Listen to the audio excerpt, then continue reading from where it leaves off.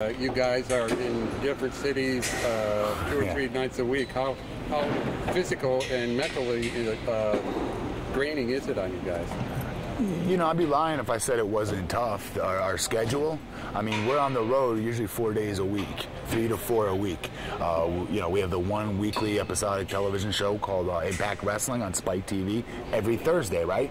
And then we also have 3 to 4 what's called non-televised shows, which is what we're filming here tonight in Pensacola, Florida. And we're all over the place. It's not just we're here in the U.S. We were just in the UK, been in Japan, China, India, you name it. We go all over. You know, we're world travelers, world entertainers.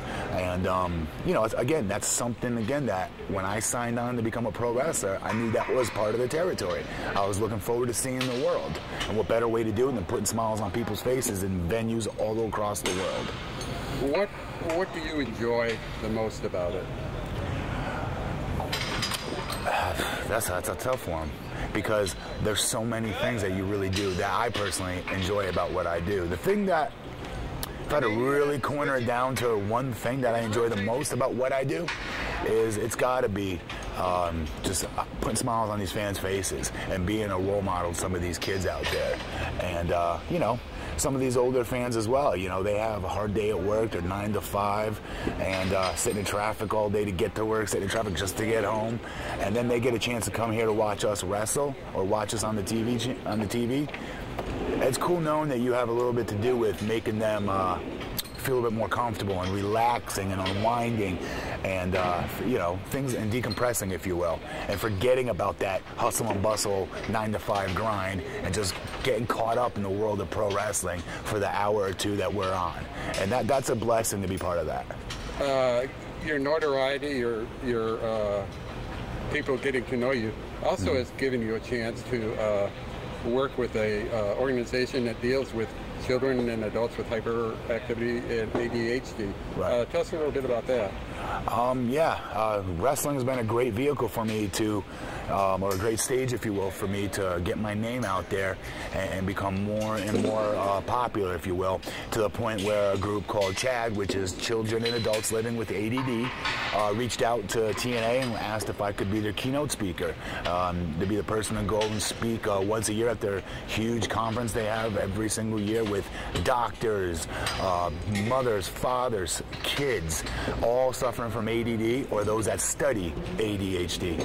And to be their guy, you know, I've come full circle, haven't I? From being that kid from first grade that was being thrown out of grammar school after grammar school after grammar school because no one knew what was wrong with me. They just assumed I was a bad kid who had some behavioral issues, when in reality I just wanted attention.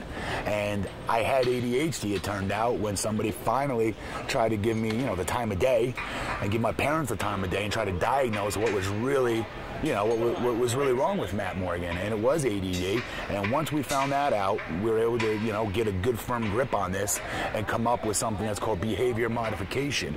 And what behavior modification was, they entered me in sports, they put me in other things where I would have a high reward system set up for achieving things. When it come time to studying, I had to study in like cubicles and things where I couldn't wander off into space and get my attention distracted so easily. And once I had a one-on-one teacher as well my first 6 years in school. And now I say I've come full circle because now I'm speaking to these kids and letting them know that just because somebody diagnoses you with ADHD, it's not the end of the world. Hell, it's not even a bad thing. I think it's a good thing, because the good part about having ADHD is once you find something you're truly passionate about, I don't care who you are. Nobody in this world is better at what you do once you find that true passion if you're an ADHD kid. And once you find a goal and a dream, you stick to it. I had a dream of being a pro wrestler since I was in 3rd grade. And here I am, front and center. You know, one of the biggest, baddest wrestlers in TNA today. And I owe it all to the people that diagnosed my ADHD, and most importantly, I owe it to my mother and father that took the time to come up with a plan, if you will, to help see me realize my dream. And here I am now. And be able to do that for other kids out there and show them that there's the light at the end of the tunnel to keep dreaming big, that's an awesome feeling. It's a full, you know, it's a very fulfilling feeling. It really is.